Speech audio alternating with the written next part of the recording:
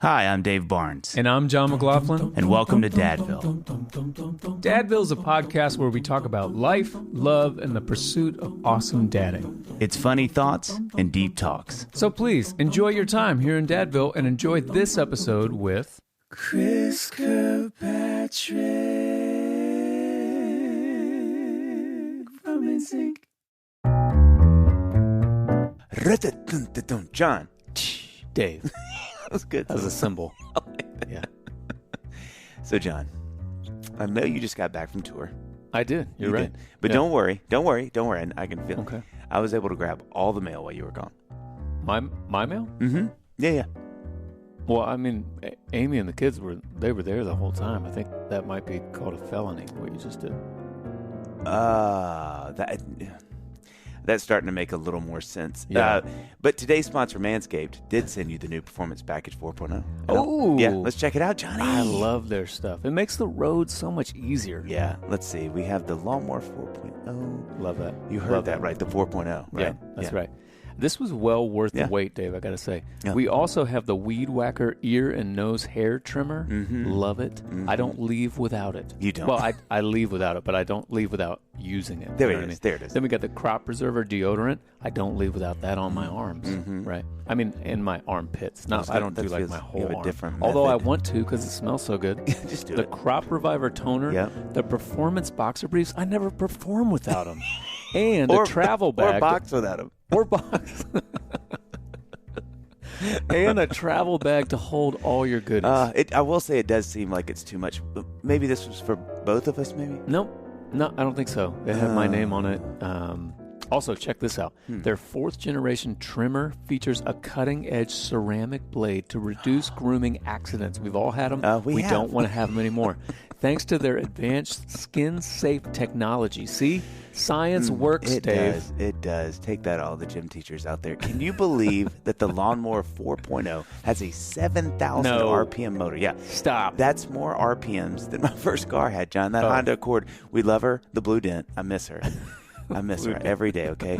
But it gives you the ability also to turn the 4,000 LED spotlight on and off when you're needing just kind of a little more precise. You want to get precise. Just a little more precise. You know how much easier that makes things when you're shaving in the dark? Yeah, which is both of our favorite Bruce Springsteen songs. The Boss. Gosh, yeah. The Boss. He's the OG Boss. of Okay, shaving in the dark. So here's the deal. We want to give you listeners. You can tell with his beard. Oh, my gosh. It's an immediate giveaway.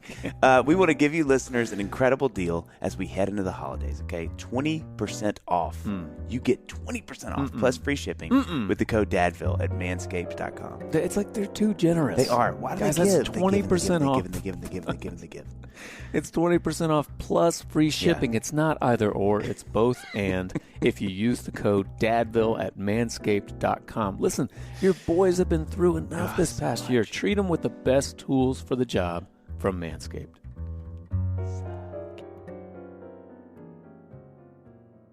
Folks, you hear the voice. You know it. I do. Chris Kirkpatrick coming in hot. You looking at me saying I knew it? Well, it's, I just want to welcome you. I was I hear it every day. It's so weird. Yeah. But it sounds different when coming out of my mouth because, you hear the resonance and all that, and then you hear yourself back on tape. Like, I will not listen to this podcast because I hate to hear myself. Yeah, you have to steel yourself against these things. So we do what we call the brag sheet, Chris, and this is your life, is what it is. Oh, here we go. So this is where you just get to hear us bragging. No, I know. Buckle up. No, stop it. Don't do it. Okay, Chris, here we go. Formed NSYNC in September of '95, along with JT and JC. There it is. Later recruited Joey and Lance. Is that true so far? Yeah, so far.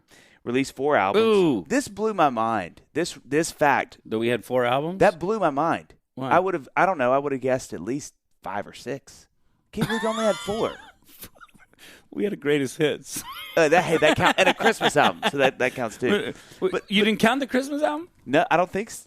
That's a Christmas album's counted in there. That is 4. I think it was like 3 because we had like 3 majors.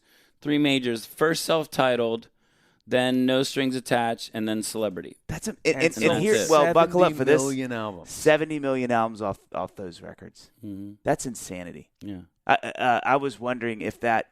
I mean, has anybody else done that on so few records? Do you know? I don't know. Let's just say no. Probably everybody who's awesome.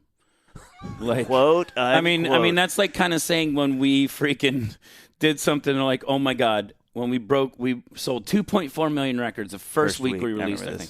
Are you serious? Yeah. So, I mean, now I'm bragging about myself. But anyways, but we sold 2.4 million records, and it was like this huge deal, and we appreciated it more than anything. But we also knew our fan base, and our fan base at the time were young girls or kids that would come out and buy things like that. Yeah. And when we broke that record, it was like, I can't believe we have the record. And then somebody's like, yeah, you guys sold more records than the Beatles the first week. And I'm like, okay, we sold more CDs than the Beatles the first week because there were no CDs of the Beatles back when the Beatles were releasing their records. Don't steal your joy away. Hey, they probably, if they re-release something, they would sell way more than us anyways. That's and this insane, is like, though. Yeah, that's a lot. 2.4 million records in 1 week. Yeah, and then Hello. Oh, Adele. Adele just was the first person to beat that record, and hers should be like in the Hall of Fame of everything because we sold 2.4 million records when kids were buying records. Yeah, that's right. Right. She sold like 2-point-something million records. Yeah, when everybody's downloading and doing this, so she should get like the biggest. I haven't thought about that. You do wonder how many she would have sold if it would have still been. Oh my God! If she would have released like back when people were buying records, it would have been like the Beatles. Like it would have been ridiculous. Okay, we got to keep. There's more to you, Chris. Here we go. After NSYNC formed alt-rock band Nigel's 11. Look at this. We've done. Yeah. Released Clandestine Operation. Clandestine That's Operation. That's a great album. Also, this is a really cool fun fact. Voice of Chip Skylark and Nickelodeon. Yep. Fairly Odd. Is that fun? Do you enjoy that? That was absolutely amazing, and to this day, still one of the weirdest fun facts in my life. It's amazing.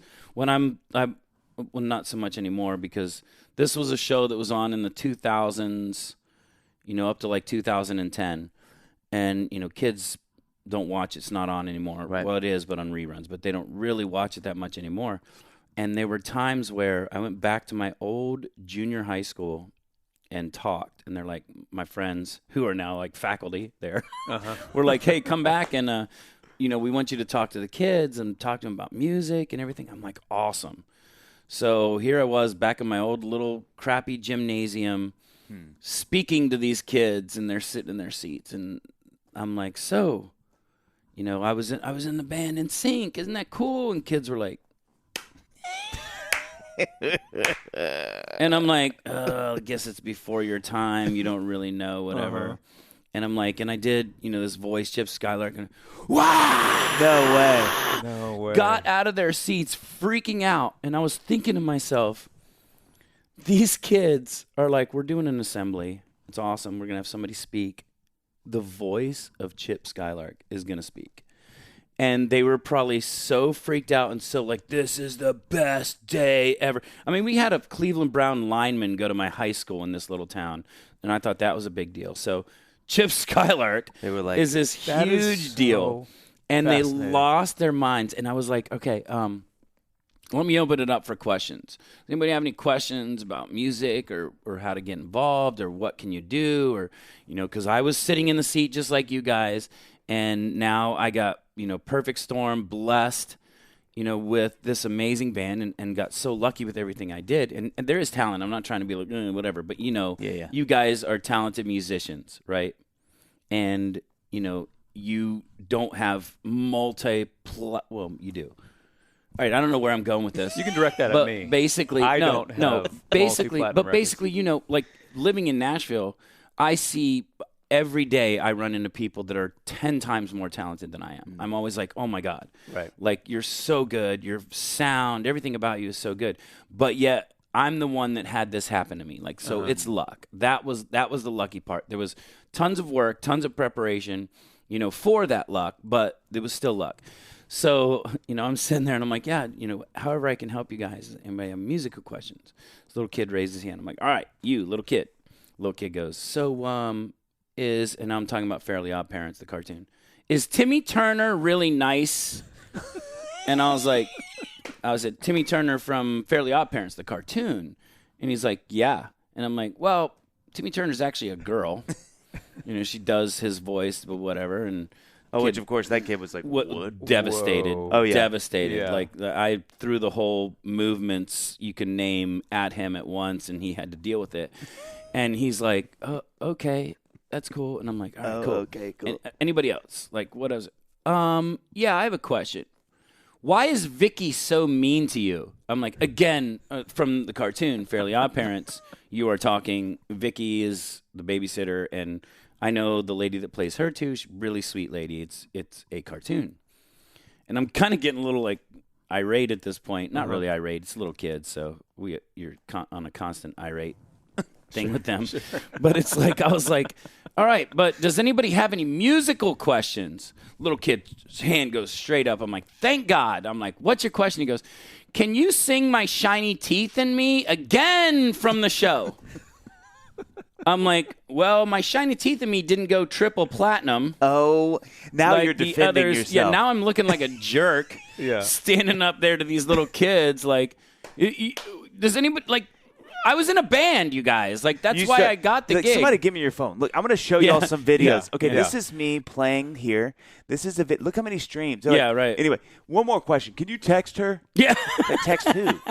Text the babysitter. Text Vicky. Okay, Text again, Vicky. she's a cartoon. That is so fascinating because of what we just said earlier. You guys have the record for the most albums sold in a freaking week. 70 million albums from basically 3 albums, right? And then flash forward, how many years is this from when, No Strings Attached came out? Well, No Strings was our second album. Yeah. Is that the one that you mean that I did hit the record? show? That I talked That to the you're kids? talking to these kids. Well, Celebrity was after that. So Celebrity was last one. And I think we might have even did our greatest hits one. And that was one of those things where it was like, oh, you guys still owe the record label an album. Yeah. So we're like, put all the hits on it. Yeah. So both of them were on that one. And I'm totally kidding. That's an O-Town joke I make with them all the time. But too soon? Both of them were on that one. No, that's not too soon. But yeah, it was.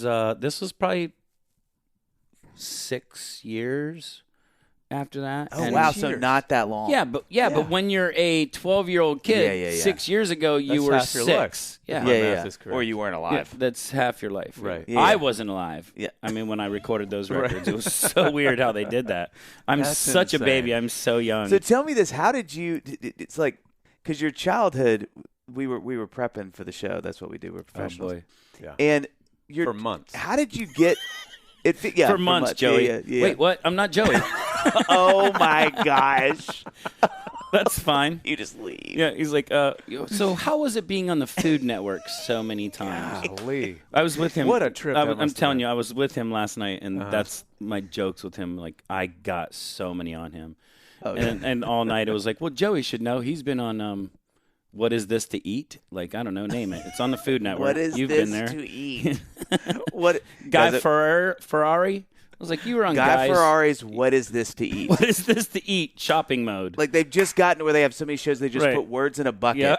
and they grab They and pull 'em pull out. in whatever order it's They in. pull 'em out. All right, so the new show's going to be called What Is this to Eat? All right. We just have to work something around the word eat.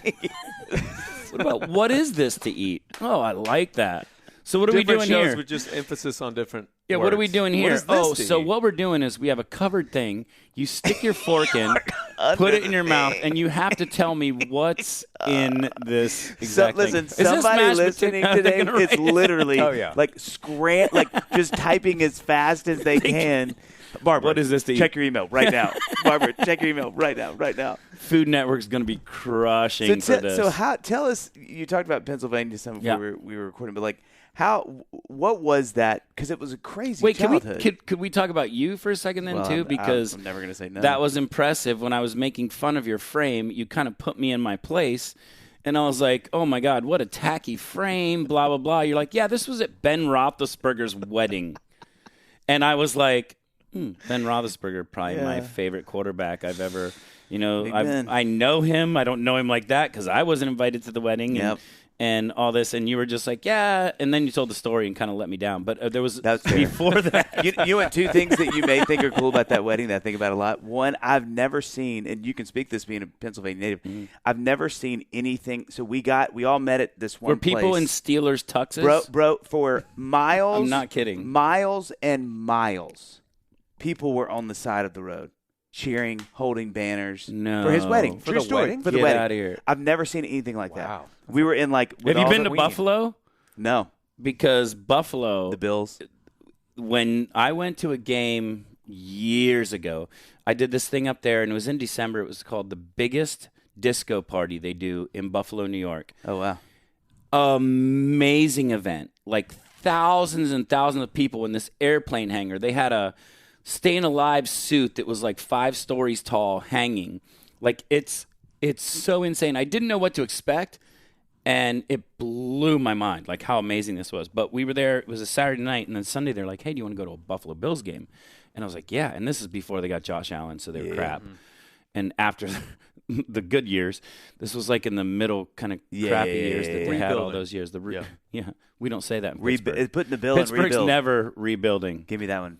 What? Put the bill in rebuild. Keep going. Ooh, I like that. I like that. I've got They ideas. put the Food bill. Network can do something. Food Network. Yeah. Put the word "eat" in there, and we've got ourselves a gig. So we're going to the game, and I'm driving to the game, and their stadium's in the middle of nowhere. Oh, wow. And when I say nowhere, I mean like fields. And this is December, so it's snow cap, all this crazy.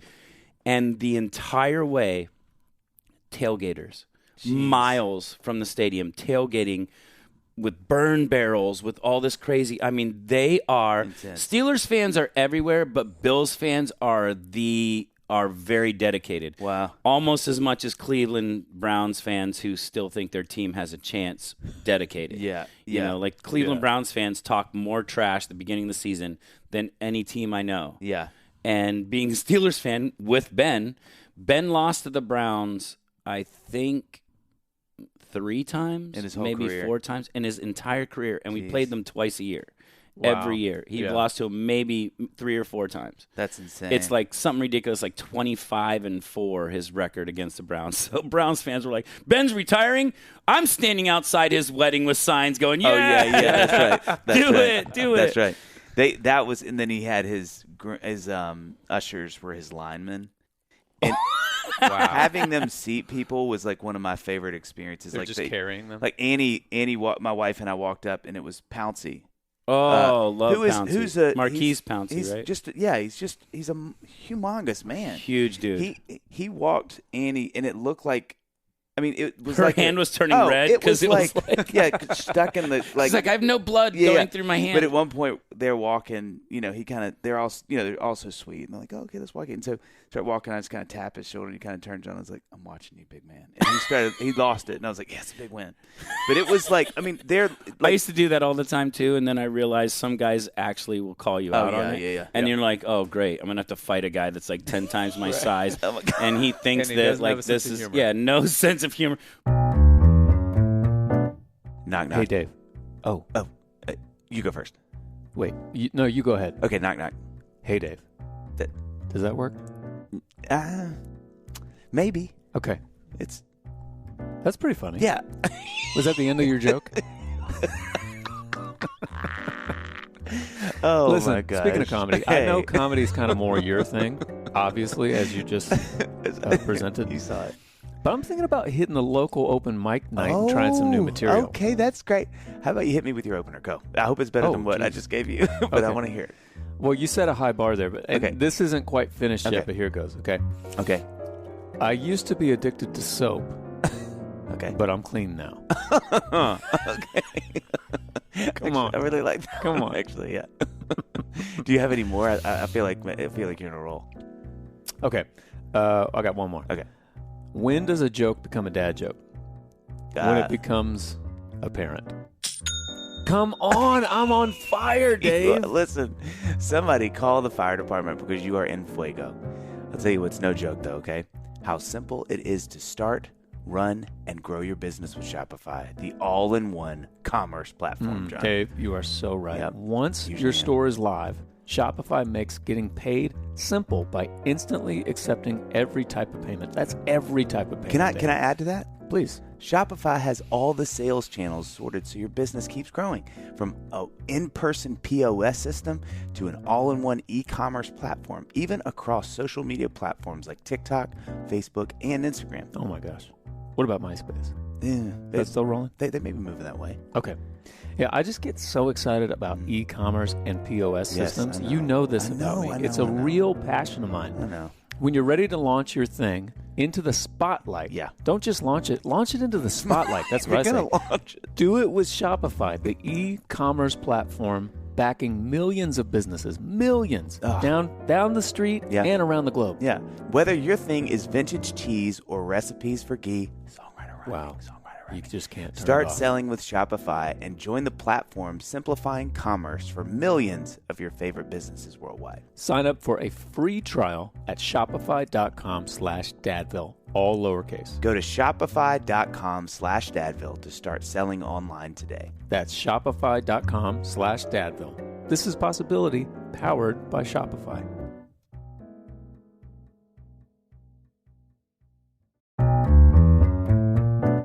John. Hey, Dave. Oh, hey. I didn't know you were there. I didn't know where to go with that. I was practicing. I wanted to match your energy. It was good. I didn't mean. Can I tell you something? Please. I'm excited about this next sponsor because it gives us something to taco about. Whoa. Listen. You know, as much as I love tacos, you can't trust them. They spill the beans. Oh, my gosh. Listen, Johnny, I'm going to call you. That is a low for me. That's a new low. I'm going to call you Johnny Fuego because you are in fire. Thank you. But you're also on fire. You are so on fire that you're in fire, John. Much like the mango habanero taco at Tacos for Life. That would literally melt my face off if I had that. And I mean that like very literally like the Indiana Jones face melt. I didn't know you were bilingual. Listen, I love that Tacos for Life not only makes amazing handcrafted tacos, but they also give back to the community by donating a portion of the proceeds from every taco sold to help fight world hunger. Yeah, and the menu looks amazing. Amazing. It's settled. Done. After this episode, we're going to hit up Tacos for Life for the Chipotle steak taco or the Hawaiian shrimp taco. I can't decide. I'll get them both. Yeah. Tacos for Life is a taco shop on a mission. For every taco, rice bowl, salad, quesadilla, or nacho sold, a meal is provided to a child in need. Everybody wins, Everybody. John. Everybody. Me and you and everybody. Yep. Whether you are someone looking to invest in a business that makes a good return while also making a difference in the world, or you are someone who wants to run a restaurant where you can be proud of the food you're serving while also doubling down on the impact you're making, Tacos for Life can help you. That's right. So visit tacosforlife.com/Dadville to learn more about opening your very own Tacos for Life and be a part of bringing forth a world where no child goes hungry. That's tacos, the number 4, life.com/Dadville.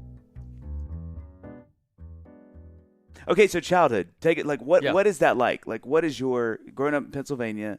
I mean, it feels like it was crazy, right? Well, I like, and it's taken me probably maybe 15 years to even like admit or talk about it. But you know, I used to make stories up about, oh man, Pennsylvania running through the mountains and was so crazy. Our 18-bedroom mansion we lived in. I just love the image of just that sentence. Running through the mountains.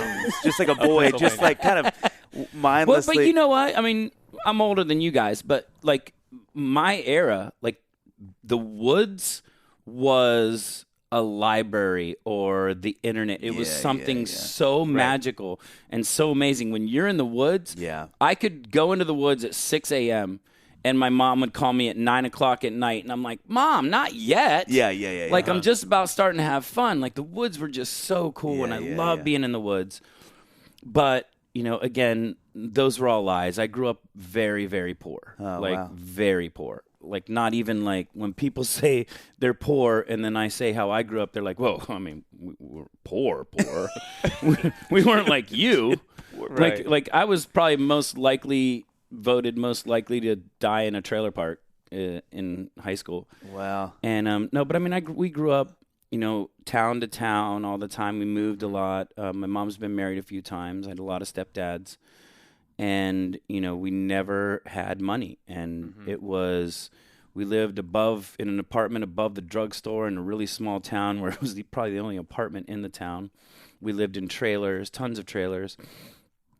And, it took me a while to talk about that because it was embarrassing. Right. And I thought about it. I'm like, why am I embarrassed? Like, that's what made me who I am. Yeah. And more props to my mom for getting me, and I have 4 sisters, all of us through this entire time, welfare. Working at a grocery store and being on welfare is humiliating because there's one grocery store in the town. I work there. My mom comes in. I'm like, who's this lady? Oh, my God. Am I right, guys? Who's this lady? She's probably going to use food stamps. Oh, she's using food stamps. Sorry, lady. Let me walk your bag out. I'm like, Mom, I told you not to come here when I'm working. Wow. So it was like it was hard and humiliating, and there was a lot like, I remember my job got me the first thing I ever bought for my mom, a microwave oven. And in the time, microwaves were like I think this one was like $189. And I saved up like 2 paychecks and bought my mom this microwave. And we're all crying like, oh, my God. We don't even have electricity, but it looks really cool. Sitting on the counter. Yeah, so when people come in, they're going to go, oh, I thought this was just a trailer, but then I realized you got a microwave. It was like big deal. We never had a TV. We never had a phone. We hardly ever had a car. And, it was tough. It was tough. But when you were young, because my parents talk about when I was super young, they talk about how dirt poor they were. Right. And I had no sense of it, know. Yeah, you don't know. What do you remember when you were young? Were you aware of that? And what was like the first time that you were like, oh, I think I get, like, we might be. The first time I realized that was when I got money, like during the band, or when I moved to Florida and was doing these gigs we were talking about where I got paid like $75 or waiting tables. And I used to get paid in tips, and I had this briefcase that I got for graduation. I don't know why somebody would buy me a briefcase, but I guess that's what you do when people graduate. They're like, there 90s. You go, son. Good luck. Yeah. The 90 is what it was. It was 90, not the 90s. It was barely 90s were this new thing. Where you see all this new technology coming out now. Right. 1990, baby. Let's go. Here we go. Let's go. We're not going to rock that vinyl and cassettes anymore. We're going to do these CDs. I just love that somebody gave you a briefcase. A briefcase. That's just such a for my graduation. Gift. But I would fill it up. Like I'd get my tips, and I moved to Florida to live with my dad. So I wasn't paying rent, I wasn't paying anything, and so I'd get all my tips, and I'd come home with like stacks of cash, and I'd put them in this briefcase. So Did every you, day, tie them up? No, but every day I would sit there and put the briefcase on my bed, flick the things open, open up the briefcase, and it's like filled with money, and I thought like I was a mafia guy. Yeah, you and Don Johnson. I'm like, there's like at least $150 just in cash in my briefcase. Well, when I was a kid, I was like, that's what an adult man like carries to work. A briefcase full of money. Yeah. Full of money. I assume it's full of money, right? Why wouldn't you assume it's full of money? What else would you put in a briefcase? I would think folders, legal pads, and money. Legal pads. Like maybe like a. I know what a legal pad is, but I'm saying like why would you say legal? Money. It was more of a question of why you said legal pads, because not more of a question of what a legal pad. You have to keep the amount of money, so you don't have to keep counting. Why wouldn't you just buy a calculator? Because then you're spending too much money, man. Now, this is the 80s. We're not in the 90s yet. This digressive. Does that have one of the – is that like a really expensive Texas calculator where you can do like a calculus and stuff? And stuff. Calculus? Were you in calculus? No, I failed geometry twice. What got you so you moved to Florida to live with your dad. Mm-hmm. And was that like – How old were you? That's a big moment, right? 18. Okay. 18. Okay. Well, and it was a big moment because I moved down there because I was grew up in Western Pennsylvania, but I actually moved to Ohio and went to junior high and high school in Ohio. Okay. And then I was like, it was a small town. I still am in contact, and we talk all the time. Some of my best friends from high school. And, I knew I wasn't going to stay there. I knew I was like, I had to get – it was the same reason we moved to Nashville. Oh, wow. Yeah. Because my wife and I were in Orlando. got married in Orlando. My mom and sisters ended up moving to Orlando. My dad wasn't, too far away from Orlando. And I was there from 90 to like 2014. Okay. So anything I needed, I knew somebody. Yeah. Or, my sister runs Hard Rock Hotel. Every time I go there, it's like I get rooms. I've got a display case in there, and I'm sure that has a lot to do with her. But, I get all these amazing perks. And we were like, we don't like to be too comfortable, and we like something different. And I had this my house was like, you went to my house in Orlando, and people were like, okay, this is what I expect a boy band guy to live in, with a big gate on the front and all this. And then I sell it and move up here, and I live in this little neighborhood in this little house with whatever. And people are like, where's your house? I'm like, this is it. It's underground, that house. Yeah. This is the guest house. Yeah. Go downstairs and pull the book, and you'll find the whole. Right. It's actually your guest house for your Orlando house. That's how much money you have. So much money now that I'm getting paid $20 to do this podcast. It's like ridiculous. Yeah, wait, I am bag. getting paid $20. It's in the coffee bag. It's actually in a briefcase out in the yard. So the coffee is what I'm getting paid for this? It's worth $20. Roughly. Where? Well, it was. It's used now. Where? Where do you think That's I could a great question. Where do you think I could get $20? Like Whole Foods? This looks like a Whole Foods thing. Yeah. I'm going to Whole Foods. Sure. You guys are going to go outside and see me. Hey, $20. Is this right here. I'm returning this to Amazon. $20 for this whole. No, we're really going to use it.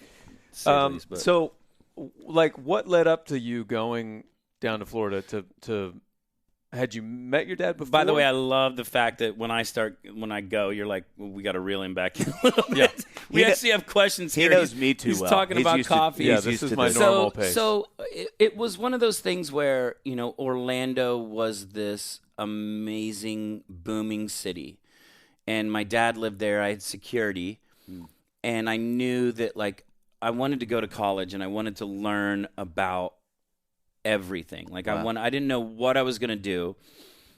And I went down, and I actually moved down, and God, I can't believe I'm saying this, but I moved down thinking I could, like, do some acting or something. And I am a horrible you're most known for your voice acting. Right. And I think which is not in real life. Well, didn't you play am I wrong in that you were in Sharknado 3? Oh, that's right. So we can't. How sick was that, though? Yes. That moment, I was so good in Sharknado 3. Everybody needs to watch. I love that you had to take a beat. Sharknado. The Sharknado one. 3. I was in Dead 7, which was a boy band movie. I mean, I am like you're like, everywhere. I am legit. You're on IMDb. I don't know what that means. But is that like a Hulu Plus? It's. No, I'm kidding. I don't know. So you wanted to go to college. It felt like the land of plenty. I wanted to go to I wanted to go to college. I wanted to learn and figure out what I wanted to be and what I wanted to do. And the crazy part is, I was there for my first semester, and I was taking like stagecraft. What school? It was called Valencia Community College. Okay. VCC. I used to say Go Matadors, but I think they changed it to a Panther. Maybe Matadors is like not PC anymore. I don't know. I'm not positive. Like, I'll get canceled trying to figure this out in my head. So let's just say that they just changed it for fun. Yep. And I was taking like stagecraft. I took like all these things, and I was like, I thought I was going to be a roadie.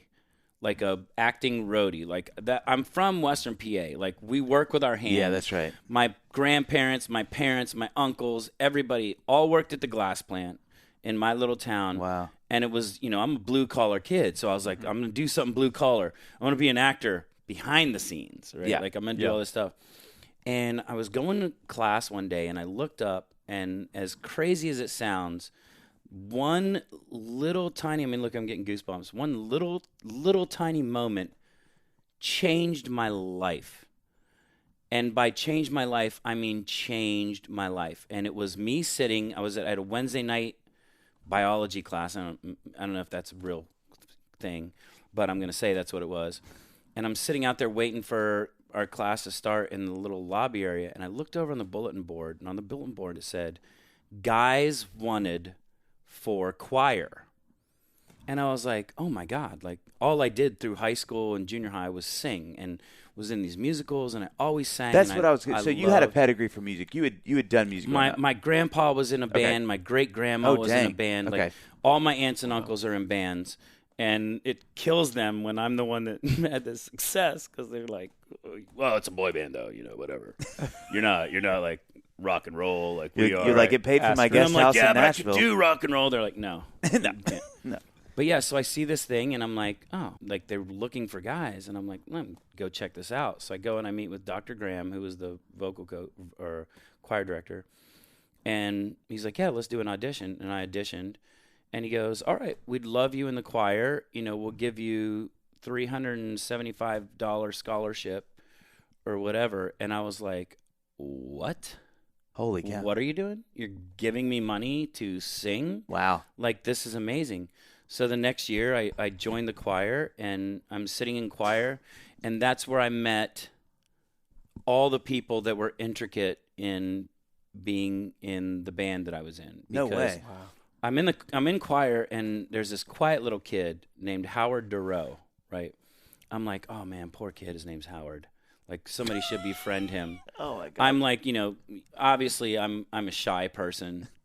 Obviously, Totally. Yeah. It's one of those things. I go in, I make friends instantly, and I'm basically running the choir, and I used to get bored because we'd try to read things, and I can sight read, and I know. Oh wow. That this music is like but. Yeah, it's not, oh, wow. But was that from piano? No, it was from just being me, an idiot. Like, I tried piano lessons. I, too, was my attention span didn't go for that. Yeah. I was up playing the other instruments. So you were singing in choirs that were good enough that you had to do that. That's impressive.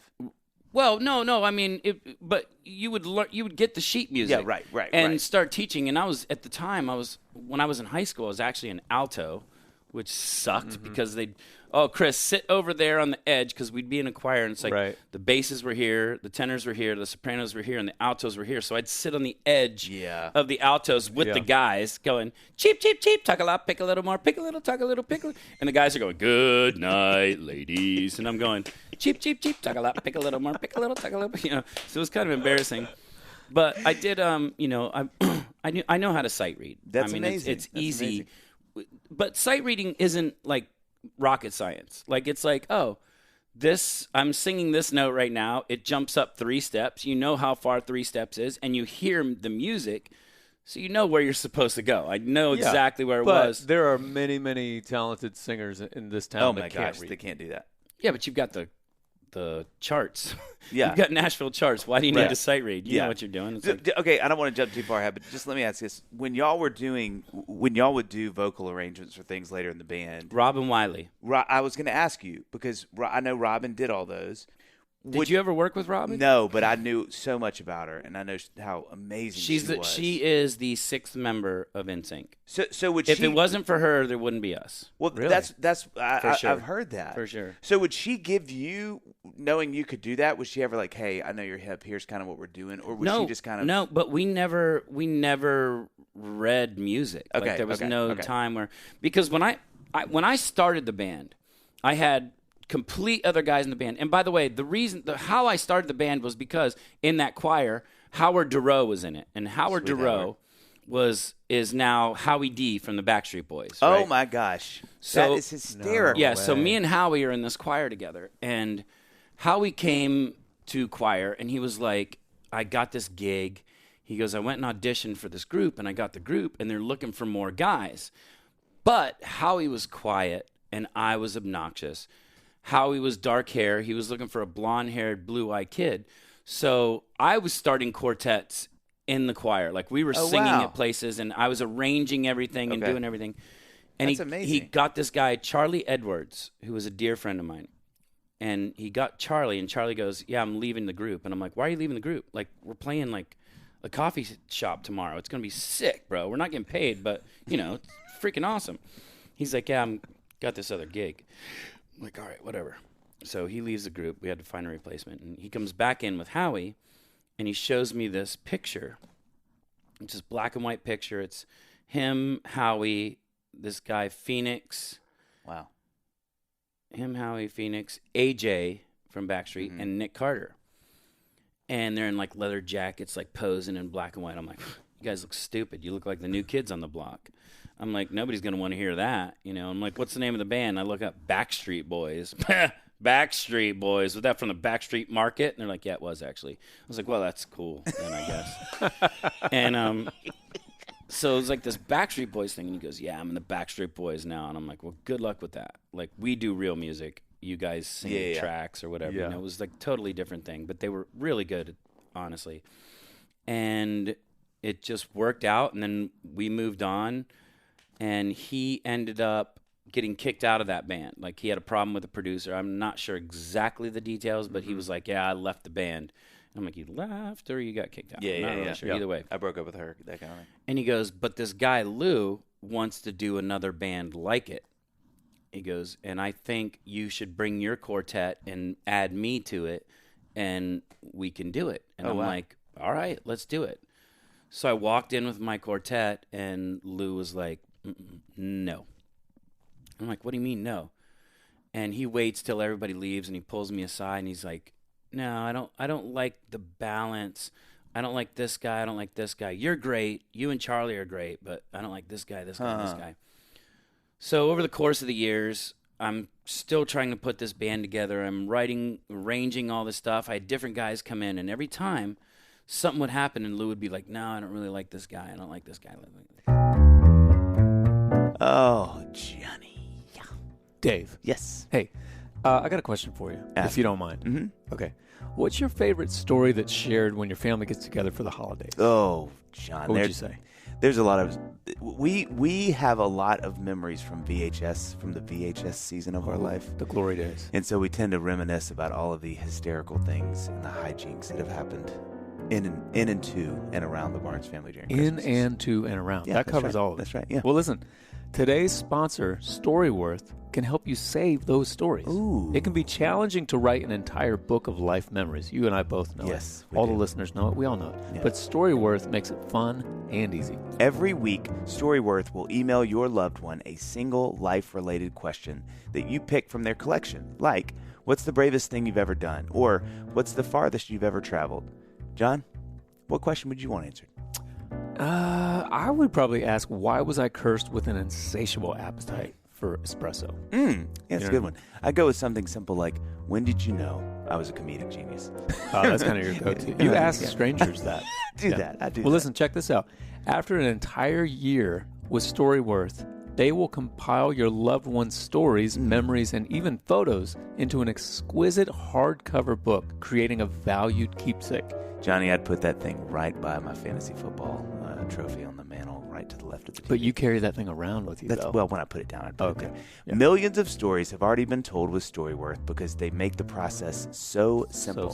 Get started with your loved one for the holidays, and before you know it, you'll both be cherishing those timeless stories for generations to come. Help your family share their story this holiday season with Storyworth. Go to storyworth.com/Dadville today and save $10 off your first purchase. That's STORYWORTH.com/Dadville to save $10 on your first purchase. One more time for the people in the back. That's STORYWORTH.com/Dadville.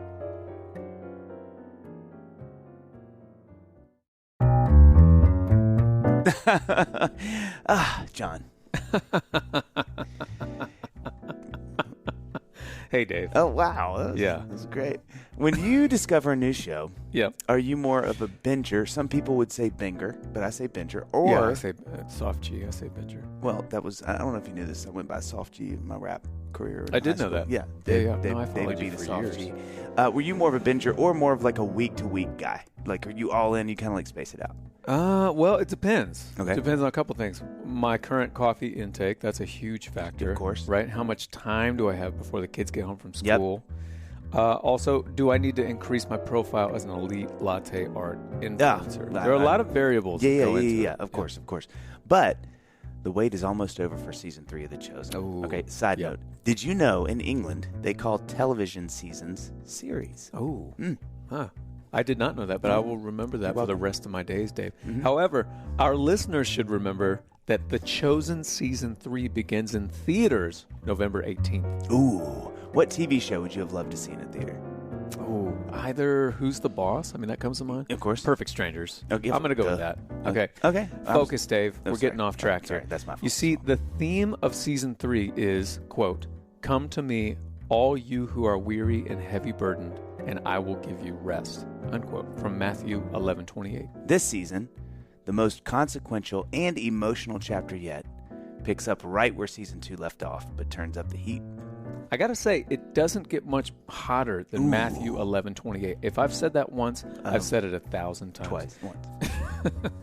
Jesus delivers the most famous sermon in history, and what follows are the consequences of living out his teachings. The honeymoon is over. Dave. Yeah.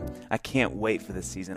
This is probably my favorite TV series. Yeah. I love It's amazing. this show. I cannot wait. Episodes 1 and 2 will begin in theaters starting November 18th, and episodes will start releasing for free in the Chosen app before Christmas. Oh, there's an app. Mm-hmm. We truly live in the future, Dave. So head on over to thechosentickets.com to snag your seats. That's thechosentickets.com for prime seats. Don't miss it. Can I ask you real quick, as you're going about this, in your head, what is the goal? Or is the goal just like you were saying, the next gig? Like, No, we're playing this coffee shop. Right. Like, that's No, it? Or are honestly, you thinking like starting? I'm thinking like this is my opportunity. Like this is my Eminem one shot. You know, it's like I'm not going to let this go. You know, I'm going to do everything I can to make this happen. So is this happening over years? This happened over about the course of, so I met him in like 91, 92, 91 maybe. And this was 3 or 4 years. So you would just kind of set up meetings and sort of retry out? No. Okay. I would bring in guys, and I would go to like karaoke places looking for people that could be in my band. So one thing that didn't dawn on me, because, you know, my whole life has been the opposite of this. You know, my mom for most of my life was dating a black man. Oh, wow. And a town where he was one of the only black guys in town. Oh, wow. So race, I didn't even see race. Like race was, I got my ass kicked for him being in my house, you know, and for him, and, you know, so race didn't bother, like race wasn't even an issue. But I started to realize that the people Lou was kicking out of the band or didn't like was racial profiling. Like he was like, I was like, I had 2 amazing dudes in the band. He's like, no, I don't really like them. I'm like, are you kidding me? They sing way better than me, and they sing better than anybody, but they're black. Wow. And but he would never say that. He wouldn't say it, and I didn't realize it until later on. But you know, it happened that way, and you know, this is something I'm not proud of because you know, now suddenly I'm an Aryan band, which is not what we were. You know, it was just guys that like to sing, and he would make me kick him out too. That was the hardest thing. Like if he didn't like somebody, I was like, yeah. And he goes, well, you got to kick him out. And I'm like, well, why don't you tell him? Because I got him into the band. I asked him to do this. And he's like, no, it's your band. Do you want this to happen? Then you kick him out. Wow. And one of the hardest ones was a buddy of mine right at the end. So it was me, and I found Justin. Justin brought in JC. So it was me. How did you find that? Justin, I found, like I said, I was scouring like karaoke places and doing all this stuff. And then finally one day I was like, you know what? I'm going to call agents. And see if they have anybody. And I called 19. I remember this distinctively too. I called 19 agents, and only 1 agent got back to me. And again, not on my doing. Like to me, I was just calling for anybody. I would get anybody and bring them in because I didn't realize what Lou was saying or Lou was doing. Mm-hmm. And so to me, I was just finding anybody. And whoever I'd bring in, if Lou didn't like him, Lou would make me kick him out. But I called 19 agents, and only 1 guy got back to me. And it was this place called Studio Plaza by Universal Studios, and I had my little Nissan Sentra, like 82 or something, piece of crap car. Uh-huh. And I was driving over there, and I'm like, all right, we'll see what it is. And I go up, and I'm like, hey, it's me. Like, I'm like, what's up? And they're like, all right, kid, whatever. Here's a manila envelope. Hands me this envelope. You put it in your briefcase. I put it in my briefcase right underneath all the money, just because I had to move the money to see it. You got to move all the money, yeah. I'm like, this is my life now, baby. You know, but so I get it, and I get in the car, and he's got a cassette in there. That's how old this is. He's got a cassette of whatever. Pop it in my little cassette player in my car, and I start listening. I'm like, God, this kid can sing. Wow. Like, I'm like, how old is this kid? He's like 13, Holy 14 years old. cow. I'm like, that might be too young. You know, it's going to be weird, whatever. And I pull out this headshot, and I'm like, Justin Timberlake. I'm like, is he Native American? Like, I was like, I don't know, like, what he is. Like, he's at the, you know, it's funny now you say Justin Timberlake and you laugh. But before you knew Justin Timberlake, before Michael Jackson was Michael Jackson, you said Michael Jackson, you're like, who? Yeah, what? yeah. What has he done? Right. You know, you don't know. But, you know, at the time it was like, Justin Timberlake, this is cool. Like, he can sing. I might have somebody for my band. So I called, and also at the time, not only did Lou make me kick the people out, but Lou didn't want anyone to know that he was involved in my project. Meaning, this is all you. Because Charlie ended up leaving, who started the band with me. Charlie ended up leaving. He went and taught golf at Club Med. He was a golfer. And, you know, he was like, this isn't happening. I'm like, dude, but this is our only shot. Like, this is our thing. He's like, it's not going to happen. And left. And so he made me call Justin, and obviously I didn't call Justin. I called Justin's mom and Miss Lynn. And I was like, so, you know, I'm putting this band together. I couldn't divulge Lou was involved, anything. Like it was like I was 24, 23, and Justin's like 13, 14. Uh-huh. And I'm like, yeah, I'm some 23, 24-year-old kid wondering if your 13-year-old boy wants to come play dress up with me or, you know, something weird. Yeah. And it was so awkward. And she was like, she told me later in life, or, you know, that she goes, I remember that. And she goes, and the funny thing was, when Justin went to audition for the Mickey Mouse Club, he got this audition, and he was like, well, it's a free trip to Orlando. If I don't get it, we'll go to Disney and have a great time. So when I called a few years later, they did the same thing. They're like, well, you know, it's a free trip to Orlando. We could go to Disney if it doesn't work out. It's a free trip to Orlando. And so Lou is obviously paying for, like, guys to come audition. Lou was audition was like a weird, because it wasn't an audition. It was like I had guys in my band. We were just looking for another piece. Okay. And I would hear them sing, and I'm like, this works. Like, if they can sing, this works. They'll blend. I can teach them to blend, whatever. So, but Lou ended up paying the money, because when I said he's interested, Lou's like, okay, I'll put the money in. And I'm like, well, can I say you're involved at this point? Because they're going to know. They're going to find out. Yeah. And, you know, finally he was like, yeah. And in talking to Justin's mom, she was like, so I got this other kid from the Mickey Mouse Club, too. His name's JC. Him and Justin are still kind of working together a little bit. They write a little bit together. Are you looking for more guys? And I'm like, yeah. Like, basically, it's me and this kid, Brody. So I was like, there's two of us. We could use as many as we can get. So they came down. Right away, I'm like, this is it. Like, I've got the band. Me, Justin, JC, and Jose, Brody. Jay. It's always Jays. The crazy thing is, everybody in my band, almost from the jump, except for Charlie, was a J. That's weird. Because it was now me, Justin, Josh, Jose in the band. And we're out, and we're doing this stuff, and we go to this club, and we run into another J, Joey Fatone. And I'm like, oh, I know this guy. Like, I work at Universal. He works at the Monster Show. I work at High Tones. We always talk about groups, whatever. He's in this really stupid high school group called The Big Guys, which was not stupid because it was him and this other kid. The other two guys one was Jason and the other guy I don't remember. But it was me. It was him, Jason, the other guy, and this kid, Luis Fonzi. I knew Luis Fonzi because Luis Fonzi's little brother's name was John Rodriguez. And John was in my band for a while and then had to quit because his parents were like, this is weird. We don't want him in your band. But Luis Fonzi is now known as just Fonzi. And he's the one that did Despacito. Jeez Louise. And Joey's in a high school band with him. Like, they were this not crappy. They were actually pretty good. But a quartet, which I had my whole life, band. And so we ended up getting Joey, and that's when Lou had a problem with Jose or Brody, This one was, I don't think it, I would hope it wasn't racially, profiled, but this one was, some other stuff happened, and he basically, like, now it was me, Justin, JC, and Brody, and he's like, Brody's got to go. Like, he did some things. He's like, Brody's got to go.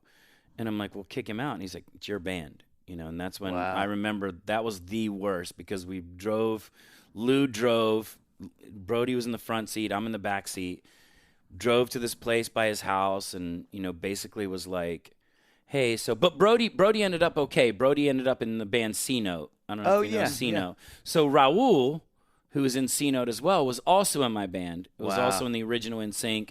And, again, it was scheduling, and I had 3 jobs, full-time school, and trying to do the band. So I'd be late for rehearsals that were at my house, and that didn't sit well with people. And so they were like, I'm not going to do this. Like, you don't take it serious. I'm like, take it serious. I have 3 jobs so I can eat. It's not to take it serious. Yeah. But, so we sat in the car, and Lou sat there, and I'm like, oh, my God, finally. Like, Lou's going to say something, because Lou has a problem with him. I don't have a problem with him. Lou has a problem with him. And Lou's like, well, Brody, there's something that you should know. And I'm just sitting in the back like, thank God. And he goes, and Chris has something to tell you. And I was like, what? I do? And he goes, yeah. He goes, I love Brody. I think Brody's absolutely amazing. But, Chris, you've had problems. Why don't you just tell him about the problems or whatever and all this? And I was like, are you joking me right now? Like, is this am I being punked? That was before punked, but, in my head. Maybe, am I being, what was it, Cameron? And I was like, and I can laugh about it only because, again, Brody ended up in C-Note, and he's an amazing singer, amazing guy. We're still friends, too. And, it just was like, it sucked. Like, it was like I had to be that person to these people, and that wasn't me. It was like I had my band. My band was before any of the guys that are in the band now were in the band, and it was an amazing band. But Lou didn't like certain things, like, and this is back in the day, and Lou's like, oh, that guy smokes weed. He's got to go. And I'm like, well, thank God at the time I didn't smoke weed. I didn't do any bad things. I barely drank. Or he would have. Who is that guy, by the way? I love that you took that. Oh, wait a second. I remember. What a nerd I was. I remember him. Now I think about him. Thank God I was, because I would have been kicked out of my own band. But, so then when we kicked him out, we brought in Joey. So now it was me, Joey, Justin, and JC. And Joey goes, well, one of the other guys that was in my group, the big guys, he goes, he's a bass, and we needed a bass. And it was this kid, Jason. I was like, cool. Do you have anybody with not a J name that we could get in the band? That would be great, but never happened. And so Jason started in the band, and that's when Lou got us the house, and we did, rehearsals and all this stuff. And one day, we're looking for a name of the band, and because Lou's names were so ridiculous, like it's like 5 young men. And I'm like, is this a menu, or is this a name of a band for Lou? Because it was like, he's like, let's call them 5 guys that have just hit puberty. Wouldn't that be a great name? We'll call you guys Fube. I don't know. It's off the top of my head. That's horrible. Yeah. But so Justin's mom walks in the room. She goes, do you guys realize something? She goes, I've been kicking around names. She goes, and I've been messing with your names. And she goes, I took the last letter of all of your first names, and it spells NSYNC. And we were like, what? She goes, yeah, you've got Justin for the N, Chris for the S, Joey for the Y, Jason for the other end, and JC. And we were like, which is crazy because I don't know why we call him JC, because his name is Josh Shazay, but we call him JC Shazay. And I'm like, isn't that a little redundant? Right. They're calling me like CK Kirkpatrick. I'm like, no, the K stands for Kirkpatrick. We've done it like twice, but sorry, that was just off the top of my head. Anyways, I never knew that. But yeah, so that's how we got the name, and it stuck, and it was like NSYNC. Will that work? Like, does that make sense? And again, like with the Justin Timberlake, Michael Jackson, before it's there, you don't know. You're like, NSYNC, does that sound stupid or is it cool? And we ended up getting T-shirts made, and then we were signing our record deal, and it wasn't a record deal looking back. It was a deal with Lou Pearlman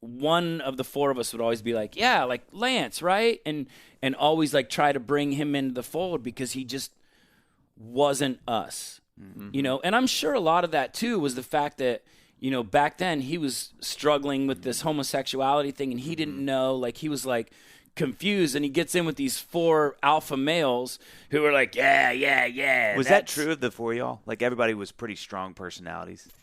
Yeah, and completely different strong personalities. Oh wow! Yeah. Like as crazy as that sounds, like JC's a very alpha, but JC is a quiet, backhanded compliment type alpha. Like he is like you can't win an argument with him. You can't win an argument with Joey. You can't win an argument with me. You can't win an argument with Justin. You can't win arguments. Like it's like it's amazing. But we all do it in different ways. Joey's loud, and Joey would just loud you to death. Like him and I are the only ones that have gotten into fist fights and like really like just because he's just like, oh, blah, blah, blah. I'm like, Joey, what you're saying is stupid. You know, it's like I don't know how to win with this. It's like you're just repeating what I say very loudly. But And Justin, of course, was this leader type where he was like a knowing leader. Like he was like, this is what we need to do because this is what I like and this is what kids like, you know. And it was like, man, he's on cutting edge. Like I was going sneaker shopping with him because I couldn't never buy sneakers. First of all, my sneakers were all like XJ 1000s from Payless that would end up the sole would fall off by the end of the year. And, you know, I'm like, oh, and I try to find weirds. And I'm like, what do you think of these Nikes? He's like, yeah, cool. So I'm like, okay, cool, I'll buy them. You know, that's cool. And then there was me who was just like obnoxious, you know, more on the Joey side, but with a little bit of Justin, not as much JC, just like, you know, in your face that you're not going to win an argument just because I'm going to throw flashbang powder and everything in your face. Yeah. But then there's poor Lance who, you know, just was like, dealing with it. Like Lance is like, I'm in this group, you know, and like I said, you know, he was dealing with some things, a lot on his mind that, you know, we didn't understand, but we understood Lance and we got him, and he's always been our brother. He's always been like, you know, and Lance and I probably don't get along more than anybody. Like we just are totally opposite on everything we're thinking. And in my head, I always try to put the group first. And it's like, you know, everything's about the group. And, you know, I'm looking at him going, he doesn't do that, you know, but he does, you know, just in his way. So that's where him and I always like butted heads. And now it took some craziness, but now him and I are closer than we've ever been, which has been amazing. And it took probably being dads and getting married. Like when I got married, you know, things changed. I got back in touch. I had a falling out with my dad. Got back in touch with my dad because of, you know, the marriage, and, you know, it just changed a lot. And we grew up. And basically what this podcast is about, being a dad, you know, it makes you forget your pettiness, and, you know, because now you're actually living for another human being. Right. Now you know what it's like. Like I remember the first time almost crying to my mom going, oh my God, Mom, I freaking get it now. I get it. I love you so much. I get it. You know what I mean? Because it's like, you don't understand that when you're a kid. Like I look at my kid and say it to him all the time. He's like, you know, screw you, Dad. Like whatever. I'm like, no, you don't understand. But it's not him that you need to be saying that to. It's your parents or it's your mom. So I have a question. Like you said, parentally. One, when you guys were having the success you were, what was it like with your parents? So like I can't imagine managing that. You know, it's a wonderful but tricky enough just living a normal life. But at your height, you've got your dad, you've got your mom. What was it like managing that? And then, because it should be said, which I would have never thought to say this until you told the story about the junior high or whatever, the school that you were in. But like the number of people who have reached the level of fame that you guys reached, could fit in this room right now. No, 100%. No, 100%. Mama Cass alone would like put us out through the window. But 70 million records. You know what I mean? Like people that can say that. It's not many. It's really few. Anyway. But thank you for the compliment. But there is, you know, there's a lot of, you know, people. And like I said, that we had a lot of talent. I won't deny that we had a lot of talent. And side note, can I say a side note? You go. I remember watching Because, of course, like, at the time, I was born in 82. So when you guys... so you hated. I mean, it's not you hated us, just like me with the new kids. I didn't hate them. I just didn't like them. Well, it was almost like you had why is the girl that I'm in love with they're like all talking in love to me, with but these she's guys. in love with these guys? They're all in love with these guys. And then I remember seeing you guys. Yeah. I think it was the Today Show, and you did just an a cappella. It was incredible, and it was like this moment where that was a turning point, and I was like, I'm a fan of NSYNC, right? But I won't tell anybody that. But I am a fan. I was unabashed. I had no problem with it. No, you can't. Anyway, you can't. cut. But you off. I just want to add to that quickly. I'll cut you both off. It's true, though. I think the thing that's so unique about you guys, and it shows in you talking about the band and one, your musical background, but I think, two, that it wasn't something – you were really looking for talent. You were like, this isn't – where Lou would have been like, I see a talent, but let's see him with his shirt off. You know, you're going, exactly. You're going, no, but hold on. We got to be able to do this first. Exactly. And so I think that's something that is so unique about y'all's story is – in a time where so much was manufactured, and you guys were front row to see that in other bands, you guys were a band that, to John's point, like you guys could sing, but not just sing like Boyz II Men. All the electricity could go out. And you guys could do not just performances, very nuanced performances. Yeah. Well, and again, that is all a testament to Robin Wiley. Yes. And Robin, the arrangements that she did were so intricate, and you know she's a Nashville native, and she to this day is. If somebody would say who's your favorite artist, musician, whatever, I would say Robin Wiley. Yeah, and it's crazy because you know she never got her come-ups as an artist and what she did, but a million times over. She got her come-ups because of what she did. And because of who she was. Yeah, it's remarkable. And when she knew her place and when she knew what she does well, she couldn't be out on stage dancing with us. Yeah. That's the only thing holding her back from being in the band was she couldn't be out on stage dancing with us. Yeah. Other than that, she was so intricate. And there's a song right now that I probably couldn't even listen to without crying. But we did this song called I Thought She Knew. Mm-hmm. And it was one of the very first songs we learned together. And it was a song that Robin wrote. And the harmonies and the way she would, you know, because this is early in our careers where it was like, you know, we didn't know, we kind of knew, but we didn't know that JC and Justin were the lead guys. Mm-hmm. That I was the high guy, Lance was the low guy, and Joey's the middle guy. We didn't really know our place, so it was like she would do songs and have each one of us take a part of the verse or sing something on it, just so they could hear that we weren't lip syncing or that we weren't doing something. And you know, I don't have a lead singer voice, but I had this really high little girl tone almost that would add this whole other dimension to it. Lance's bass would add a whole other dimension. Joey's middles. JC's leads, and when JC comes into the fold and blends too, and Justin, it's absolutely amazing because the fact that they can sing that well as a lead singer, and then come back and be a second baritone or a tenor, and blend in with the group and take over. It was like, again, you know, and this again comes down to the luck factor. It wasn't just being discovered that it was luck. It was that I saw that note on the bulletin board. Yeah. That I called these agents and found Justin. That, you know, all these little perfect storms kept happening. And somehow, you know, looking back on it, when you start something like that, and you guys are musicians, you know, when you start, you are going to be the next big thing, right? Mm-hmm. And you keep going and keep going. And now you have these records. You don't know you don't know what it's like to go, all right, I guess I'm going to go work at the Outback Steakhouse. Yeah. You know, and whatever. And nothing against that because, like I said, I'm a blue-collar kid. Right.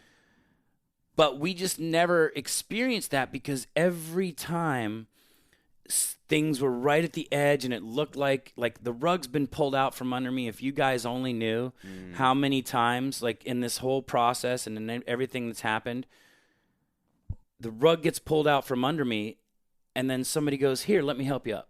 Wow. You know, and it's like, oh, well, I can keep walking now. I can keep doing it. And it just kept happening. And it was like the biggest blessing. I don't even like to gamble. Yeah. I do, but I don't like to. I don't play the lottery because because what was it? Who is it? What's his name? Mitch, wasn't it Mitch Hedberg that said, I don't drink anymore. I don't drink any less, but I don't drink anymore. I was like, he had such a great vision. So we made you digress. So in that season with your parents, you're at what the was it height like of with fame. Like, how do you negotiate those relationships when your life is like it was then? Well, we all had real supportive parents. Wow. They all were like, it was, my mom was like, well, I mean, you could end up in a trailer and, it wouldn't matter. Like, it's that's who we assumed you could be, but, they were very supportive. And again, I was older. Yeah. So it was almost like it was my own decision. And at that point, I didn't have to ask Mom. Justin and Lance, like we'd do shows and they'd have homeschooling. Like they'd have they had a teacher on the road with us who would, do their lessons. And I'm like, God, like I had the perfect life. I got to live my normal life, do high school, do it the right way, and then, do all these things. And then now get the band. And these guys don't even get to like I always think back and I'm like, man, Justin, you didn't get to go to prom. Yeah. Like, right. You didn't get to do these monumentous moments. But at the same time, I'm like, you didn't go to prom because you were touring Europe. Yeah. And singing in front of thousands of screaming fans who, would do anything for you. I'm like, it's a good trade-off, but at least I get to do both. Yeah. I get to experience both. So throughout the madness of those years, right? If you could kind of chart out for lack of a better word, just genuine happiness, enjoyment of life, how would it go? It's always been the same with me. Always been the same. The way I grew up, I learned to appreciate everything. Mm-hmm. And that even goes with my social media now, and this is a perfect example. My social media now is horrible. Like, I'm so bad at it. My wife is amazing at it. My management will do things. If, I did the Masked Singer, post all that stuff. Big Brother, whatever I do, they post and they get the stuff out there. I don't, and it's because the one thing I don't use enough on my telephone, which is weird to call it a telephone, now that I think about it, is the camera. And I don't use the camera because when I do things, I experience the things. I like to be in the moment of things. With the band, Joey was filming everything we did. JC was writing notes, a diary every night. I was living it. I was there going, man, look what I'm doing right now. I never thought, I went to Canada one time. That was cool. I went to Mexico one time. That was cool. I left the country. Didn't think I could Now I'm touring Germany, Austria, Switzerland, Finland, Sweden, Norway, Denmark, all these amazing places because of music and because of this band and because I am so blessed with this opportunity. You're still the guy getting paid $75. Still the guy getting paid $75, but I appreciate the fact that I'm And that's been a mantra with the band, and we did it one show we did it, and we never did it again because we walked off that show and almost punched each other. And that was we started to get huge in Germany, and it was like this big, we were the act in Germany, and we went out and we did a TV show or something where we did 4 or 5 songs, and we went out and did the 4 or 5 songs, but when we walked out. I know you can't see this, but you guys get the idea. When we walked out, we were like this. Oh, wow. Yeah. You know what I mean? With arms raised. Open, here we are, you're welcome. Yeah. Right? Yeah. One show we did that. And we walked off that stage and looked at each other like, you guys are assholes. Yeah. Wow. We will never do that again. We got it out of our system. That was our one time. Now go back to what made us, and that was earning every applause, every hand clap, every person in there saying you guys were good. That's what it was. That's what it became. Wow. It was we understood because we were always the redheaded stepchild. Back in the day, it was always, we were always right behind Backstreet. We were like Backstreet's surrogate. Kids over in Europe would say all the time, "Oh, I'm only here because the Backstreet Boys aren't here."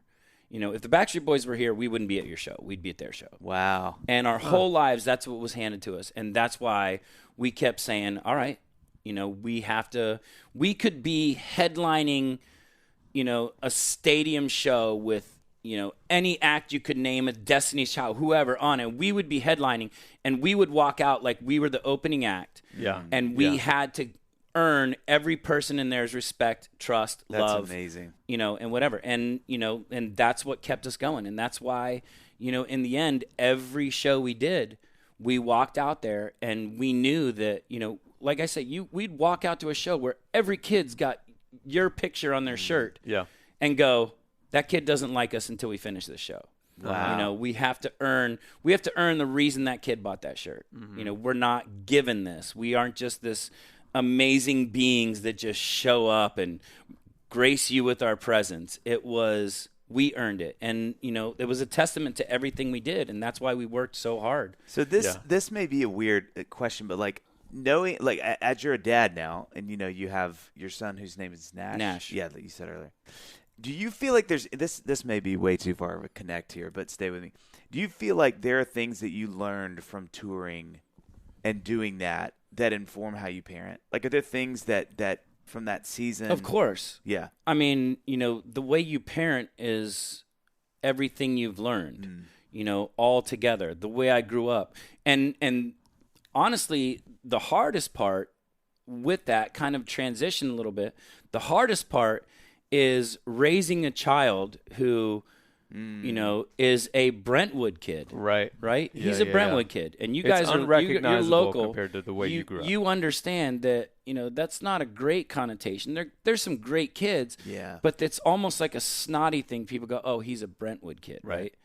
And I'm looking at this kid and I'm like, if I go to the store and we're in the store somewhere and he's like, "Dad, can I get this?" Hell yeah, I get it for him. Yeah. I spoil him rotten. Shouldn't do it, but I do it. Right? Because I never got that. I never had that. That's right. So the hard part is, how do I raise this kid to be a good blue collar, honest kid when he's never wanted for anything in his life. Right. He never had to go between meals because he was hungry. If the kid's hungry, we feed him immediately. Oh, let's go to McDonald's. When he's doing his intermittent fasting. Right. No. Well, he's on this weird diet thing there now, and he's starting yoga, which is going to be good for him. Yeah, it's going to be but 6-year-old. No, but it's how do you raise that kid to have your morals? Because I feel like I'm morally a really good person. Like, I mean, I have some things I do, I can be a jerk, whatever, but for the most part, I'm the guy that roots for the 1-15 team, and the following year when they're 15-1, I hate them. Yeah. Right. So I always root for the underdog. I always, these shows that I've been doing. When I did Big Brother, I went on there and I'm like, listen, I don't care to win it because I'd have to be a real asshole to win this competition. You have to be kind of a jerk to win it. I was like, but I'm not going to let anybody in this competition be bullied. And I will stand up. I'll get kicked off. I'll get in a fight. I don't care, but I'm not going to let somebody get bullied. Wow.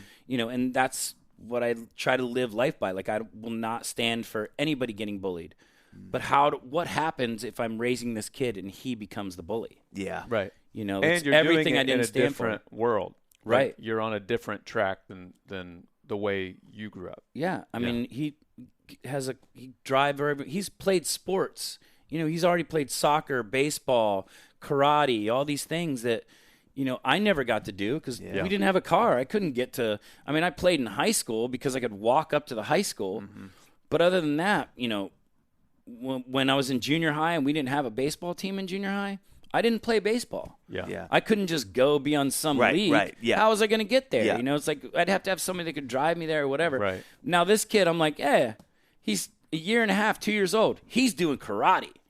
And I'm taking him to karate, picking his nose half the time, eating it the other half. And how do we get by that, by the way? What do you do with that? Like, he'll be 5 years old on Monday. Yeah. And I still catch him. I'll see him digging. Yeah. And I look over because I'm like, you can pick your nose. That's fine as long as you wash your hands. But it's when he always slips in his mouth. No.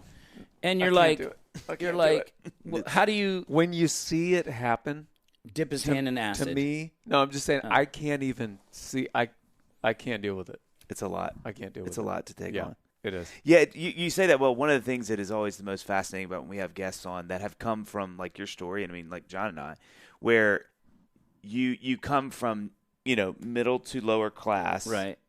Now you have a kid that is in upper class. Well, and then your life and your success and this amazing thing happens in your life, and you're juggling. It is one of my favorite things which you just did, and I appreciate that, to talk about, is how do you juggle these really two opposing things in your brain, which is one, you want him to have everything you didn't have, but at the same time, you don't want him to grow up and be a snotty kid that gets everything he wants. You want him to learn the lessons. Right. Like we interviewed Matthew McConaughey, and his book, which is awesome, is about how insane his life was. And growing up, his childhood was just insane. And I'm like, how are you going to give that to your kids? Mm-hmm. Because all these lessons that you learned were under these insane circumstances, often like crazy and violent, and like, how are you going to pass these on, And I feel like, for someone listening who is like, well, this wasn't really my story. Like, I'm kind of growing up the same. Just social media, and the fact that, like, one of the things I think of a lot with my girls is, like you were saying earlier, like you would go hang in the woods all day, and then like your mom would call you home in the summertime. You would be bored. You would be trying to figure out how to like entertain yourself. I'm like, I'm not sure if my girls have ever been bored. Yeah. That's just not, they don't have to. Yeah. We don't have that, like, you don't have to be bored anymore. It's 2022. You know what it is? It's the way I raise my kid is not the way I was raised. Yeah.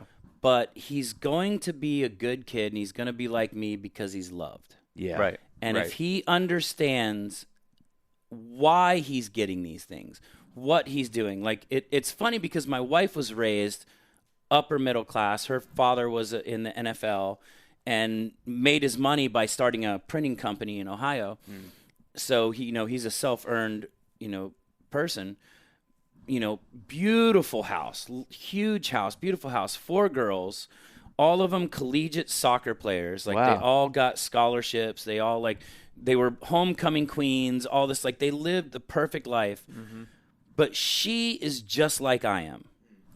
And in fact, she is actually almost cheaper than I am, which is funny because to me, I spend money because I never had money. And now I'm like, screw it. Look, I got money. Let's do it. Let's do it.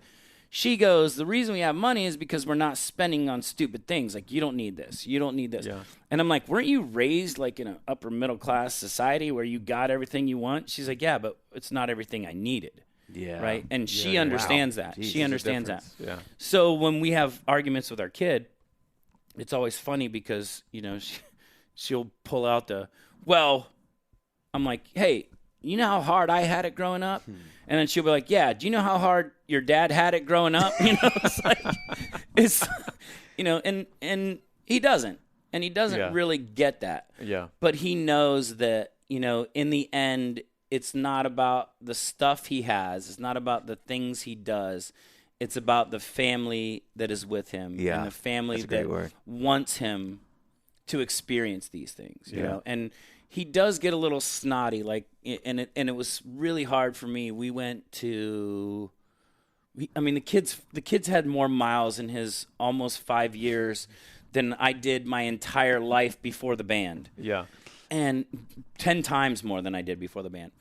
And he's gone to all these places, and we were going one place, and we're sitting in first class, and he always sits next to me because we play games, or I'm trying to teach him and bring coloring books or learning books. And he's sitting there, and he had his iPad out for a second. He had headphones on, and he just leaned back, like just watching it like he's a punk.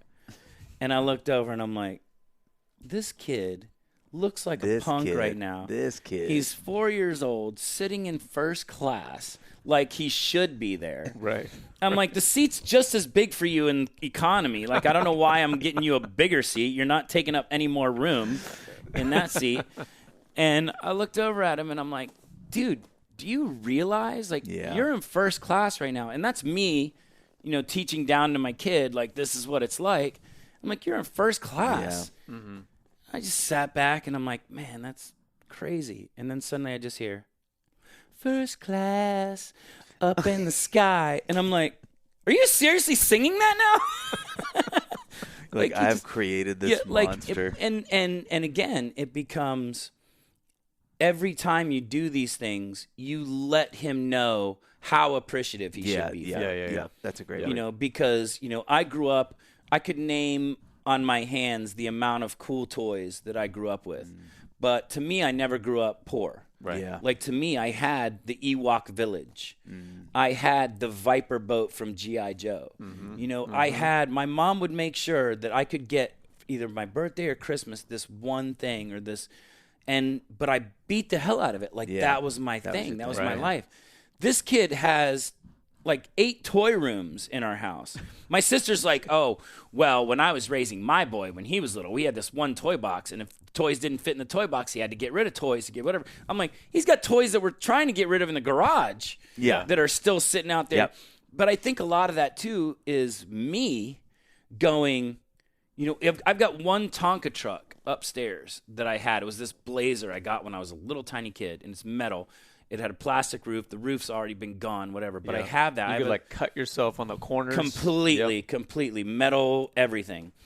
And I have this toy box upstairs, which are some of the toys that I've saved. And these are only because they were at my grandparents' house. And some of the toys that I wanted, like, whatever the thing is that I'd like to see him playing with, like, it makes you feel cool.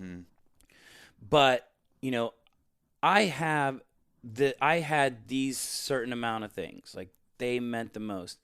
He has anything he wants. Like, his birthday's coming up, and I'm like, what are we gonna get him? Because we get him, we spoil him rotten like a stupid parent. Yeah. It's not being a good parent. It's you got to push him out of the nest, and it's just hard to do. It is. Right? It's really it's difficult to see your kid cry. It's difficult. Yeah. Even though that's learning, like that's him going, he's not really hurting, but you don't like to see him not really hurting. That's like you want him to just be happy his whole life. Which is weird discipline. That's what we try to do, but it's like, how do you keep that in check? Yeah. Yeah. Well, I feel like this has been the epic learning of, you have been so kind with your time, because this is like, you're the best. So thank you for... But for real, thank you for all this time. It's amazing. No, this is awesome. Well, we want to respect it. So we have 2 questions we ask before everybody goes. Okay. I'll ask one, John will ask the other. So when you think about your son, what is the one thing that you want him to know? I want him to know how blessed he is, but it's like Spider-Man, meaning that with great power comes great responsibility. So being so blessed, I want him, like, I'm dying for the day when he goes into the toy store and sees something and goes, Dad, my cousin would love this. Would you get this for my cousin? That's great. And he's not there yet. He's, 4. I'm learning. I'm trying to teach him. I'm like, isn't it better to give? Like, don't you like when you're giving? So it's like, knowing that he will never want for anything in his life. Knowing that responsibility, meaning now you have to step up and help somebody out. Like that. You have to be, because that's how I grew up. We grew up as the helped people. Yeah. We grew up on Thanksgiving, having the groceries at the door, the people knock and run away that are like, wow, look at this food we got. So now we can eat for Thanksgiving. And knowing that somebody did that for us, now he has the opportunity, and I have the opportunity to do that for other people. Yeah, that's beautiful. And I don't do it as much as I should, and he should learn by example. Like, I should definitely step up and do, a lot more than I do, but I want him to understand that what he has is a fraction of the population. That's great. That's great. To teach that to someone else or to be able to give back. Yeah, right. It's great. All right, so last question. And yes, this has been great. Thank you so much for your time. So this is years and years down the road. I mean, not for me. I don't have years and years left. My gosh. Decades down the road. You've done the millennia. 2023 African Days tour, down the road. 2026 African tour. What do you want your son to say at your funeral? I want him to say, I just lost my best friend. You know, I want him to say he finally, or he gets it, and he gets the stupid things I do. He gets the dad jokes, which, by the way, I was freaking out coming out here because I was like, what are my dad jokes? I got to get my dad jokes ready. And then I realized it's my everyday. This is my normal. That's Just my talk. joke. Yeah. My joke is I'm a dad every day. But, you know, I want him to take care of his mom. I want him to be the kid. I always said it sounds really bad and morbid and not whatever, but I want him to always stand up for someone being bullied. And I'm not trying to use it as like the term people use now. Like I think they use it way too much, being bullied, whatever. But I feel like I was bullied. I mean the people that are mistreated, the people that feel like they have no one. I tell him all the time, I want you to, like, he'll talk about kids in his class and he's like, oh, that kid doesn't really talk to anybody. You know, I want him to my birthday party. We don't know him. I'm like, tomorrow you go talk to him. Yeah. Because he's growing up in this crazy world, in this crazy lifestyle that most kids, no kids that he's around really even understand. And we were so blessed in the fact that we have had zero problems with him. And by zero problems, I mean, you know, I would bawl my eyes out just thinking about the parents who have a kid with leukemia or cancer, because you're so helpless and you're looking at your child like, give this to me. Yeah. Like, I need this, not this kid, right?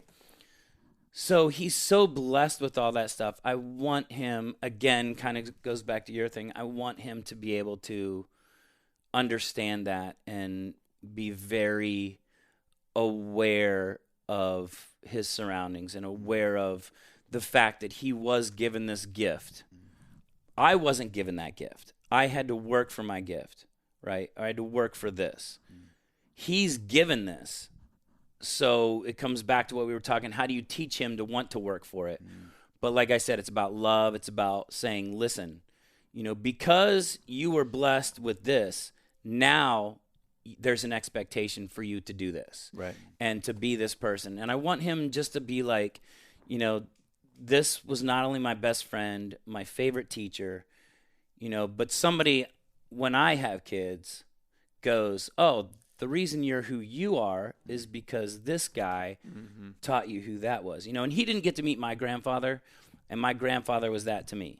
You know, my grandfather was the guy that distilled all of my morals. I mean, my grandpa is the guy that my cousin called me one time back in the day from my small little town, and she goes, I was walking home with this laundry basket because my family's still, you know, poor. We grew up, whatever. And she goes, and your grandpa pulled over. She goes, he didn't even know who I was. He didn't recognize me or anything. He was like, hey, hon, let me give you a lift to where you're going, right? That's my grandpa. You know, not – and I the only reason I don't do that now is if my kid's in the car, you know, you don't know what to expect. Right. You know, it's sad that you have to do that. But always I have to be that person that helps out or says, you know, here, let me give you a hand because of my grandfather. So I want him to – pass that on and to be a good person in the end, to be a good person. And hopefully I'm raising him right. And if not, it sucks because I don't know how to do it then.